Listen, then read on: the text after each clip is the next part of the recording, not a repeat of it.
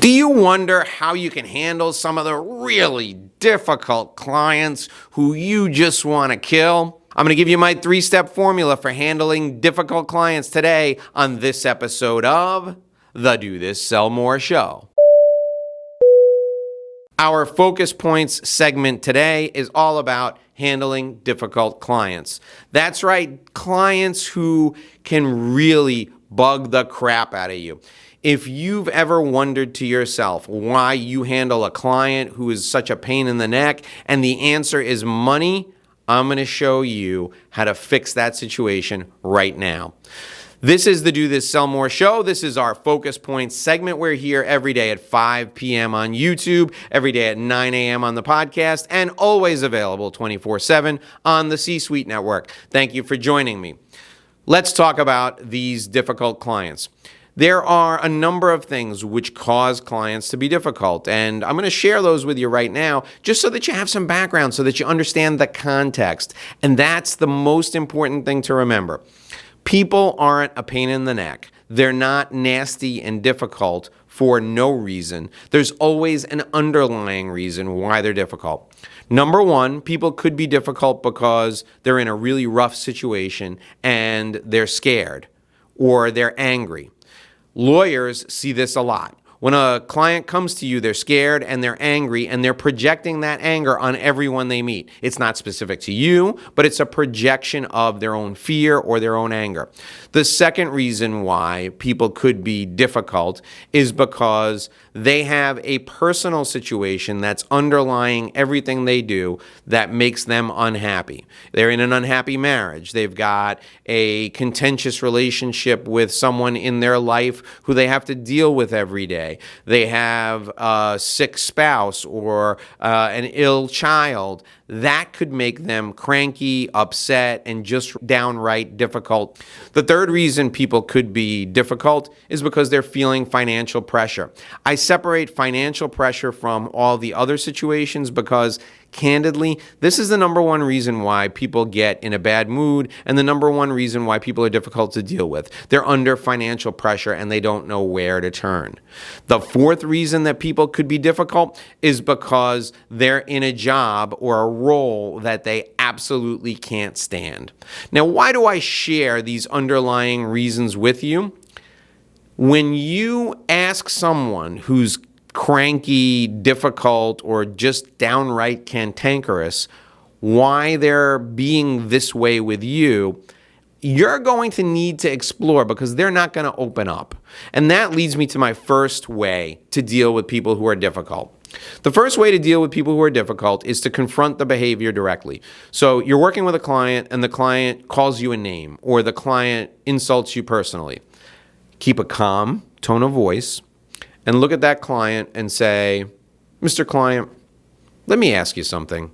There's a reason why you just personally insulted me. Is there something going on at work or in your life that's really bothering you? Because I'm here and I'd like to talk to you about that. I'd like to be someone that could listen to you if you want to vent about what's causing you to behave this way. Now, what have you done there? You've done 3 things. The first thing you've done is you've called them out on this behavior. That was a personal insult, and I took offense to it. Second thing is, I want to listen. You're asking them to share with you. You're showing them that you're available to listen to them. You're being empathetic. That's precisely what this particular person lacks. And the third thing you're doing is you're telling them, hey, that's unacceptable. Tell me why you're behaving this way. What will happen a lot of times is the person will say, I'm sorry I insulted you. I've got a lot going on in my life. I won't do it again. And they won't share anything with you. 1 time out of 10, the person will open up to you. They'll gush and they'll start crying or they'll tell you about their situation. And you know what happens after that?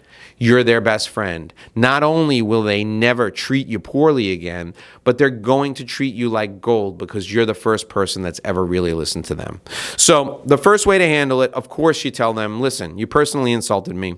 I don't like that, but tell me what's going on in your life that's causing you to behave this way. The second way to handle someone who's a difficult person is to say, Mr. Smith, is it just this issue that's causing you to be really tough to deal with today? Or is there something else going on? What you've done there is you've isolated the issue, and that will help them see, number one, again, you're telling them that they're being difficult and that it's difficult to work with them when they're like this, and then you ask if it's just this issue. When you say to them, is it just this issue, you've given them permission to offload the behavior from themselves onto the specific circumstances. Most often when you do that, they're going to say, I'm so sorry, I didn't mean to insult you. I'm so sorry, I didn't mean to be a pain in the ass. I'm so sorry I treated you this way. This is a difficult issue for me. Let's take a step back and let's start over. So that's the second way to handle it, by focusing on the issue and asking them if the issue is one that is causing the behavior. And then if it is, say, well, listen, let's try and keep personal feelings out of this. What can I do to work on this issue for you to help you to relieve this feeling of stress that's causing you to act this way? The third thing to do, and this is the last resort, is to say, Mr. Smith, I got to tell you, you've treated me poorly several times, and then give specific examples. And then you say, I don't know if I've done something to offend you. If I have, I'm sorry. But in order for us to continue working together, we both need to agree that we're going to be civil to one another. Are you willing to do that, or should we decide to part company? When you lay it on the line like that, people will realize immediately that you're serious about the situation. So again, Mr. Smith, you've treated me poorly. Last Tuesday, you insulted me in a phone call. Today, you insulted me in front of my assistant, and now you're using objectionable language as we're trying to have a civil conversation about the situation. I want you to know that I'm here to help you, but if I've done something to offend you, I need to know so that I can apologize, because we can't go on like this. If you feel this bad about me and working with me, I don't think I should be working with you any longer. So let me know if there's something that I need to apologize for, so that we can put this behavior behind us and we can treat each other like civilized human beings. When you do that, they'll immediately realize that they're being a pain in the neck, and they'll become either easier to deal with, or even better, you'll be rid of them. Now that leads me to my final point today.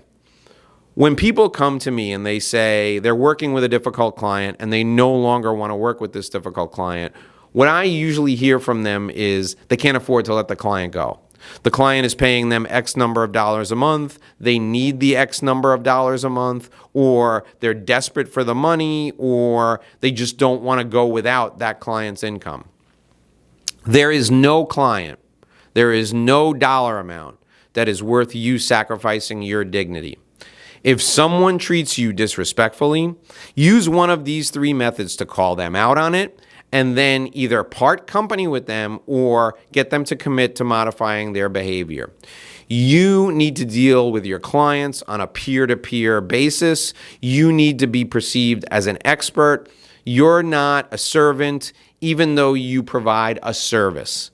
If someone treats you with disrespect, you use one of these methods and call them out on it. If they continue to do so, you need to part company. Never, ever sacrifice your dignity for money. It will do more damage to your self-esteem. Always be a cordial person, a gentleman or a gentlewoman in addressing the situation. Never raise your voice, never yell, never, ever get physical, but be firm, be fair, and use a tone that lets them know that the behavior is not acceptable. I'm Dave Lorenzo. We're here every day at 5 p.m. on YouTube, every day at 9 a.m. on the podcast, 24/7 on the C-Suite Network. Until next time, remember, at the sound of the tone, if you do this, you'll sell more.